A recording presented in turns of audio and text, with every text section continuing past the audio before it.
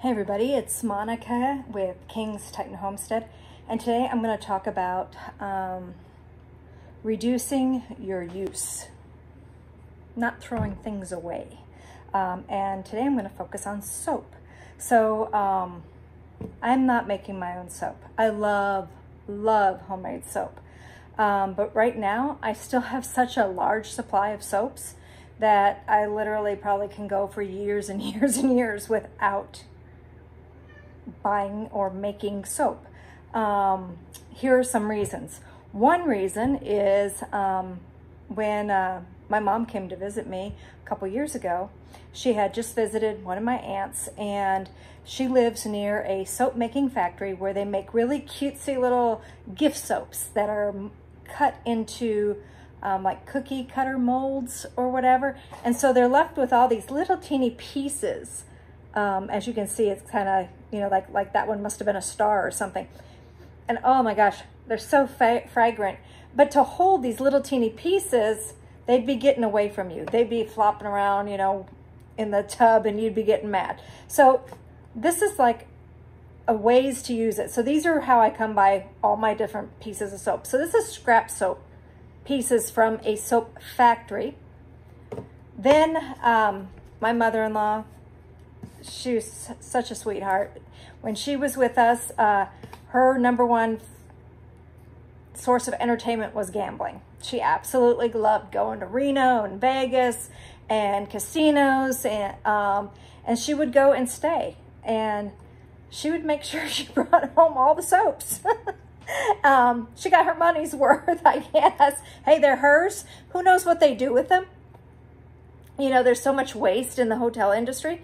They might just throw these away thinking that they're tainted because they were, you know, already with a customer, and you don't ever know really what they're doing with it. So my mother-in-law had a huge supply of these, and I now have a huge supply of these. And Dan finds soaps out in backpacks in the desert that haven't even been opened yet. They've brand new soap. But look at how teeny they are.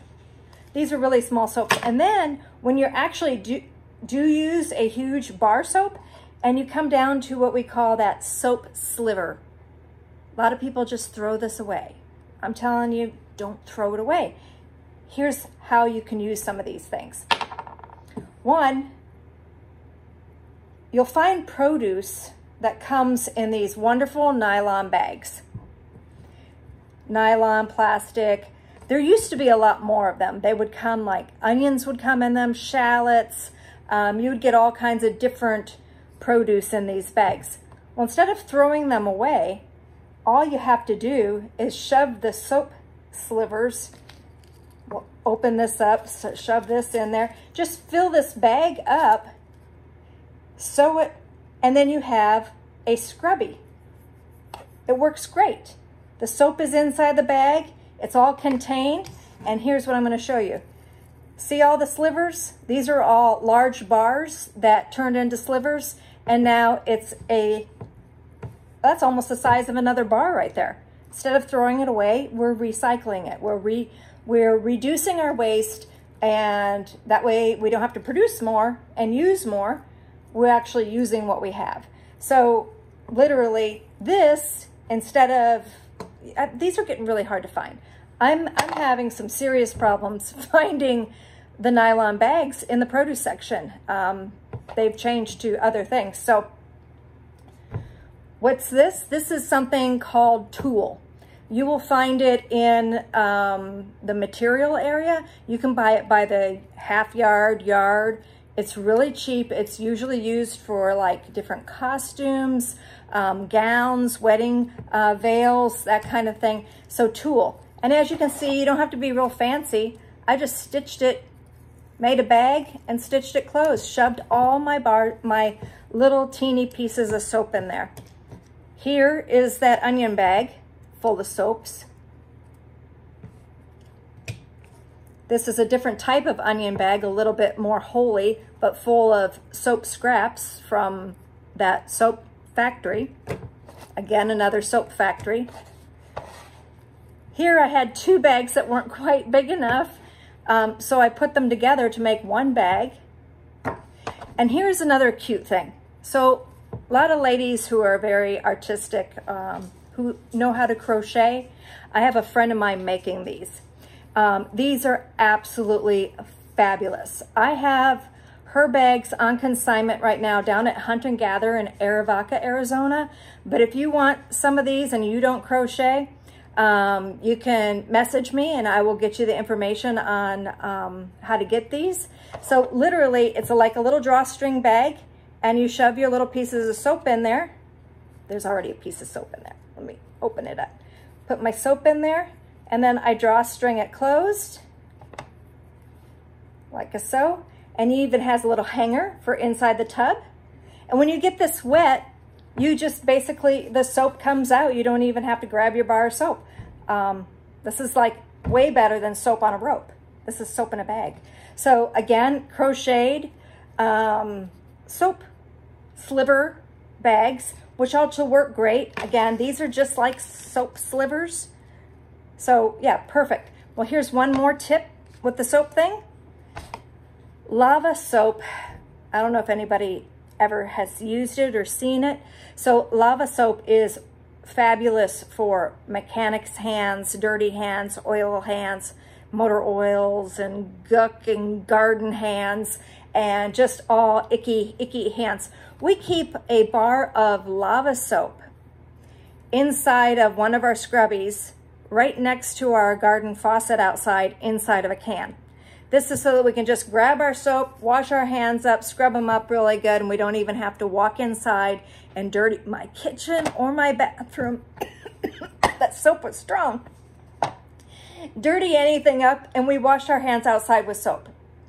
And we just keep it in a can. You don't want to leave this just loose outside, because if it does rain or something gets wet, it just disintegrates. So basically, those are my tips on soap making. Or saving you from having to do soap making, just using soap scraps.